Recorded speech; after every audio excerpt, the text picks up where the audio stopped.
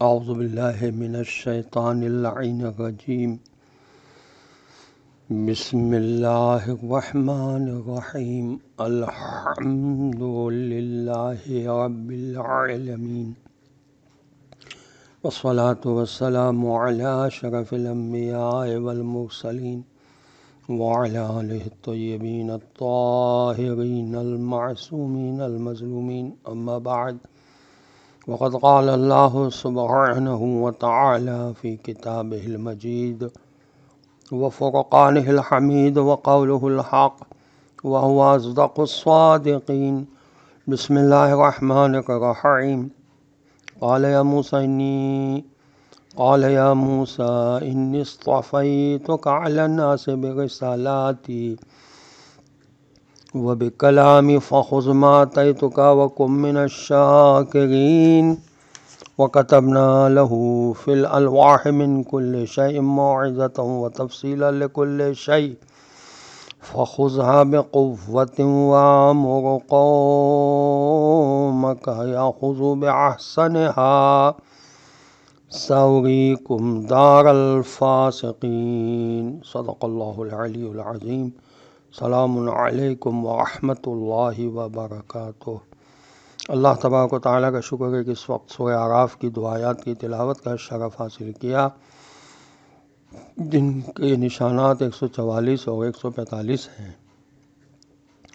دونوں آیات کا ترجمہ یہ ہے کہ فرمایا اے موسیٰ علیہ السلام، حقیقتاً میں نے ہی تمام لوگوں پر ترجیح دے کر تم کو منتخب کیا کہ تم میری پیغمبری کا کام کرو اور مجھ سے بات چیت بھی کرو۔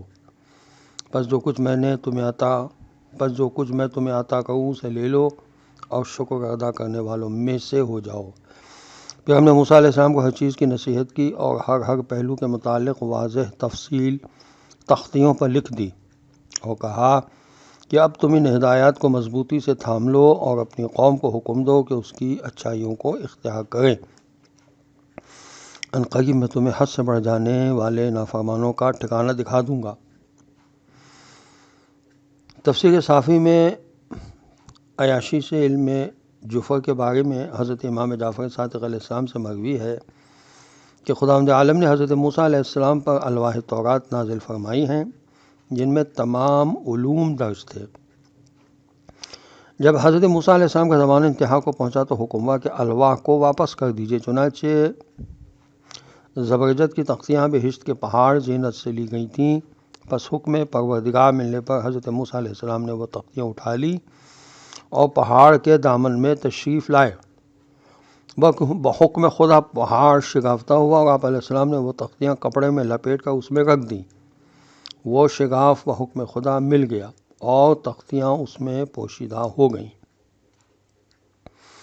جب حضور اکرم صلی اللہ علیہ وسلم مبعوث ہوئے تو یمن کا ایک قافلہ حضرت صلی اللہ علیہ وسلم کی خدمت میں شرفیابی کے لیے آ رہا تھا۔ اس پہاڑ سے جب ان کا گزر ہوا تو پہاڑ شگافتہ ہوا اور وہ تختیاں ان اہل قافلہ پر ظاہر ہو گئیں۔ انہوں نے تختیاں اٹھا کر محفوظ کر لی اور حضور اکرم صلی اللہ علیہ وسلم کی خدمت میں حاضر ہوئے۔ ادھر بذریعہ وہی حضرت صلی اللہ علیہ وسلم کو بھی اطلاع ہو چکی تھی۔ جیسے ہی وہ لوگ پہنچے تو آپ صلی اللہ علیہ وسلم نے فرمایا کہ اے اہل یمن، جو چیز تم کو پہاڑ کے اندر سے ملی ہے وہ امانت کہاں ہے؟ ان لوگوں نے حیرت سے عرض کی، آپ صلی اللہ علیہ وسلم کو اس کا علم کیسے ہوا؟ فرمایا مجھے جبرائیل علیہ السلام نے خبر دی۔ چنانچہ انہوں نے فوراً کلمہ شہادت پڑھا اور مسلمان ہو گئے اور وہ تختیاں حضرت صلی اللہ علیہ وسلم کی خدمت میں پیش کر دیں۔ آپ صلی اللہ علیہ وسلم نے ان کو پڑھا اور پھر حضرت علی علیہ السلام کو بلوا کر ان کے حوالے کر دیں اور فرمایا اے علی علیہ السلام، رات کو اپنے سرہانے ان تختیوں کو رکھ کر سو جانا۔ حضرت علی علیہ السلام نے ایسا ہی کیا۔ جب صبح کو بیدار ہوئے تو ان کے تمام علوم جو اس میں محفوظ تھے آپ علیہ السلام کو حفظ ہو چکے تھے۔ آپ علیہ السلام نے بحکم حضور اکرم صلی اللہ علیہ وسلم کو ان کو لکھ لیا اور اس کا نام جعفر رکھا۔ حضرت امام جعفر صادق علیہ السلام نے فرمایا کہ جعفر ہمارے پاس ہے اور عصائے موسیٰ علیہ السلام بھی ہمارے پاس۔ یہ تفسیر صافی میں لکھا ہے۔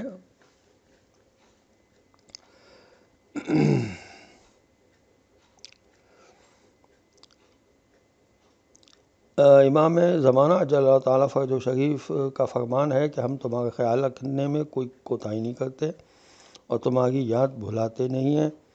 اگر ایسا نہ ہوتا تو پریشانیاں تمہیں گھیر لیتی اور دشمن تمہاری جڑیں کاٹ ڈالتے۔ خدا سے ڈرو اور ہماری مدد کرو۔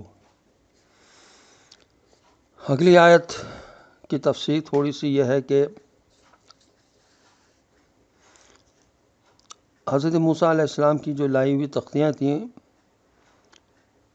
ان کا نام تورات پڑا، خود تورات میں ہے، اور موسیٰ علیہ السلام پھر کر پہاڑ سے اتر گئے اور شہادت کے دونوں تختے اس کے ہاتھ میں تھے۔ وہ تختے لکھے ہوئے تھے، دونوں طرف ادھر ادھر لکھے ہوئے تھے، اور وہ تختے خدا کے کام سے تھے، اور جو لکھا ہوا تھا سو خدا کا لکھا ہوا تھا اور ان پر کندہ کیا ہوا تھا۔ یہ خروج تورات جو کتاب ہے اس کے ایک باب میں لکھا ہے۔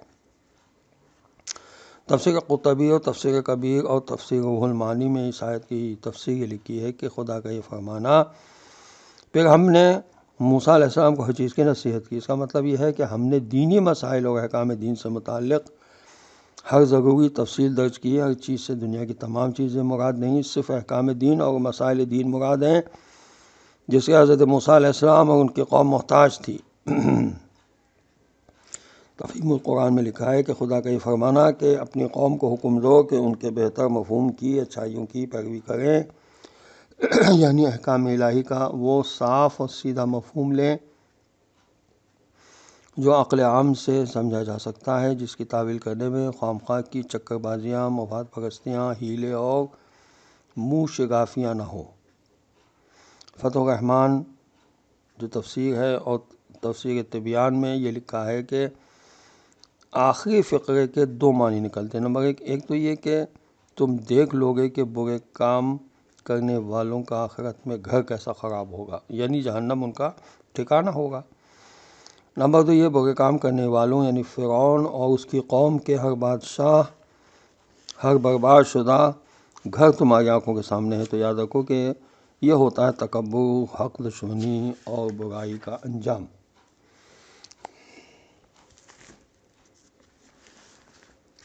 خلق کیا ہوتا ہے اس بارے میں حضرت رسول پاک صلی اللہ علیہ وسلم کی حدیث ہے کنز العمال کی کتاب میں، جس کا نمبر ہے 5137، فرمایا کہ الخلق وعاء الدین، خلق دین کا ظرف ہے۔ حضرت رسول خدا صلی اللہ علیہ وسلم کی حدیث محجۃ البیضاء میں بھی ہے، جلد 5 میں صفحہ 90 پر، کہ جب اللہ تعالیٰ نے ایمان کو خلق فرمایا تو اس نے بارگاہ خداوندی میں عرض کیا، خداوندہ تو مجھے قوت عطا فرما۔ اللہ نے اسے حسن اخلاق اور سخاوت کے ساتھ طاقتور بنا دیا۔ پھر جب کفر کو خلق فرمایا تو اس نے عرض کی، خداوندہ مجھے طاقتور بنا دے۔ اللہ تعالیٰ نے اسے بخل اور بدخلقی سے طاقتور بنا دیا۔ حضرت علی علیہ السلام کا ارشاد ہے بحار الانوار کی جلد 71 صفحہ 396 پہ کہ بہت سے معزز افراد ایسے ہیں جنہیں ان کے برے اخلاق نے ذلیل کر دیا، اور بہت سے ذلیل افراد ایسے ہیں جنہیں ان کے نیک اخلاق نے معزز بنا دیا۔ حسن اخلاق کے سلسلے میں رسول خدا صلی اللہ علیہ وسلم کی حدیث ہے کنز العمال میں، جس کا نمبر ہے 5215، کہ اسلام حسن خلق کا نام ہے۔ اور امام حسن مجتبیٰ علیہ السلام کی حدیث ہے بحار الانوار کی جلد 71 صفحہ 386 پر، کہ سب اچھائیوں سے اچھی چیز اچھے اخلاق ہیں۔ حضور اکرم صلی اللہ علیہ وسلم کی حدیث ہے بحار الانوار کی جلد 71 صفحہ 385 پر، کہ حسن اخلاق نصف دین ہے۔ حضرت رسول خدا صلی اللہ علیہ وسلم کی حدیث ہے بحار الانوار کی جلد 71 صفحہ 384 پر، کہ حسن خلق نے دنیا اور آخرت کی تمام اچھائیوں کو اپنے اندر جمع کر لیا ہے، سب اچھائیاں اس میں ہیں۔ حضرت علی علیہ السلام کی حدیث ہے بحار الانوار کی جلد 71 صفحہ 287 پر، کہ حسن خلق جیسا کوئی ساتھی نہیں۔ غرر الحکم میں حضرت علیہ السلام کی حدیث ہے کہ قابل تعریف اخلاق عقل کا ثمرہ ہیں، اور قابل مذمت اخلاق جہالت کا پھل ہیں۔ حضرت علیہ السلام کی حدیث ہے بحار الانوار کی جلد 71 صفحہ 392 پر اور جلد 78 صفحہ 79 پر، کہ مومن کے صحیفہ اعمال کا سرنامہ اس کے اچھے اخلاق ہیں۔ خداوند عالم ہمیں بہترین حسن خلق اور حسن اخلاق عطا فرمائے۔ وآخر دعوانا الحمد للہ رب العالمین۔